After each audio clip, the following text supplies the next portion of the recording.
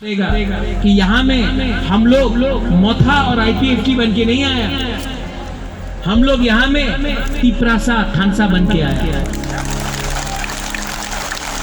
और इस मन से मैं वैसा नेता को भी वार्निंग देना चाहता हूं जो आज भी तिपरासा और IPFT मोथा या TPF के बीच में मिसअंडरस्टैंडिंग क्रिएट करेगा। नहीं, इस हमारा दल अच्छा, उसका दल खराब, इससे कुछ नहीं मिलने वाला है। अगर हम लोग एक रहा तो तिपरा लैंड या ग्रेटर तिपरा लैंड मिलेगा। अगर स्वार्थ होके झंडा के लिए, आंदोलन के लिए, भाषण के लिए, वो मंच में कुर्सी के लिए अगर हमने खानसा को तोड़ा तो नुकसान दफा का होगा। बुबागरा को मुख्यमंत्री नहीं बनना है।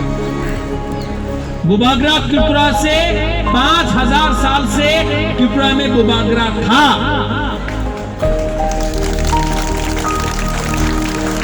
और बुबागरा आज भी है आपके दिल के अंदर। सिंहासन नहीं है मेरे पास,